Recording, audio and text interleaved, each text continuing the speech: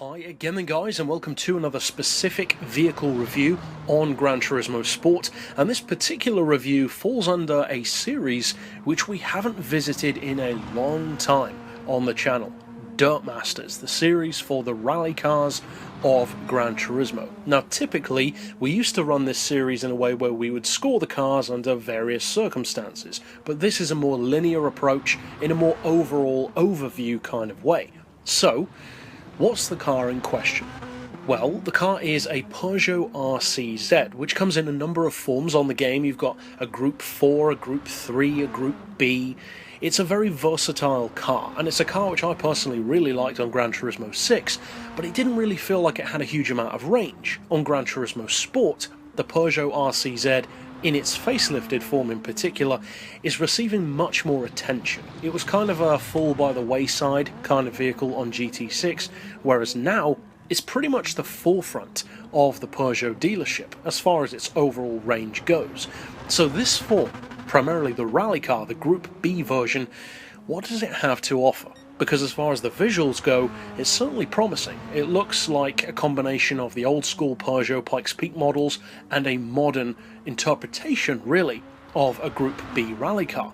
And that's exactly what it is.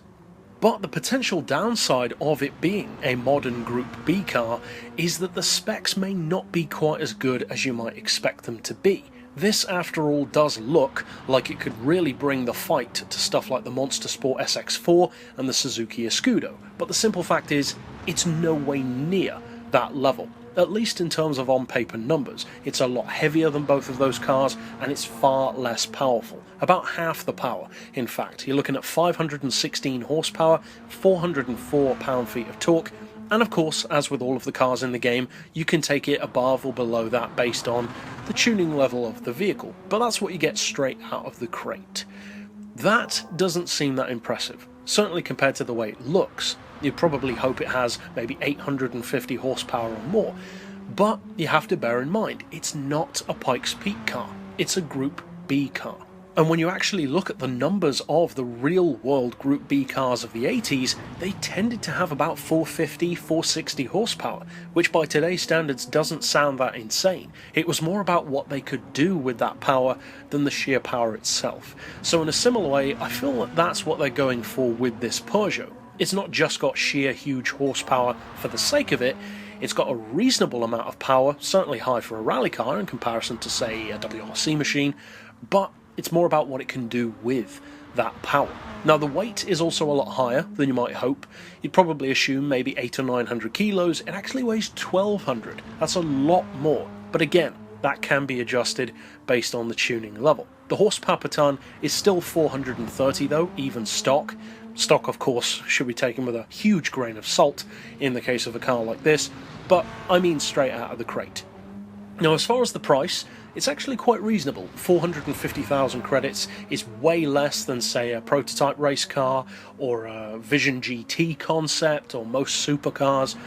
And in the grand scheme of things, when you put any of those cars into this car's wheelhouse, which is of course on the dirt, pretty much none of them can come close. Even the ones that can get on the dirt will struggle to keep up with this because it's optimized for that. So with that in mind, how good is it as a rally car? But also, by definition, can it come on the road as well? Because that was always a part of this series in the past. We would test the cars on a twisty road circuit and dirt and snow to see the kind of all-round ability that the rally car had.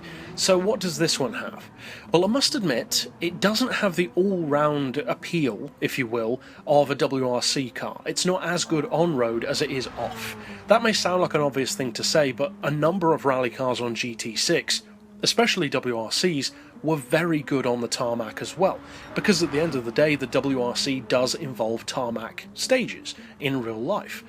The Pikes Peak is now completely tarmac, so again, it's not surprising that those cars would feel good on the tarmac, because 9 times out of 10, that's what they're running on, at least as far as the newer ones go. With Group B though, that's much more focused on the dirt, predominantly, and of course snow as well. And you can feel that with this car. It's much better on the dirt than it is on the road. On the street, The handling feels like it's sometimes a little bit too grippy, say mid-corner, but then sometimes on slightly straighter sections when you're trying to make adjustments to the car's direction, it can be a little bit twitchy. In fact, overly so, kind of like a mini prototype racer, but with all-wheel drive, in effect. Overall, it's not a bad car. I don't want to give that impression. It's not a bad handling machine at all. But use it on the dirt, and it'll be good. Use it on the tarmac, you might not like it as much. This was the first vehicle that I drove in the demo of GT Sport, and that's why I got it carried over to the full game. And even on the demo, it shocked me how different it felt to the beta version. Now on the full game, I've got a bit more used to the car, but still, it's so much better on the dirt. As you can see from this video, my laps weren't incredibly quick initially, but this footage is literally the first time I've taken this car around this dirt track, and really around a dirt track properly on Gran Turismo Sport at all. So even in the space of about 6 or 7 laps, I took it down from around a 134 lap to about a 127. So even in the space of a few laps, once I'd got my bearings with the car on a track that I'd never driven on before, my lap time was immediately getting better with each lap. And that is very good. Not for me as a driver, but it shows the potential of the car. It's a vehicle which takes a very short amount of time to get acclimated to start to get a feel for the car, the way it handles, the way it performs, the way its weight works with or against you through corners. And as far as weight goes, although 1200 kilos doesn't sound ideal for a rally car, and usually it wouldn't be unless it's a WRC and they're a little bit heavier anyway, but in the case of this one, it's more about the way it carries that weight. It does not feel like a 1200 kilo car once you take it on the dirt. It's so well balanced, as you'd hope it would be, but not necessarily guaranteed, but it is really well balanced on the dirt.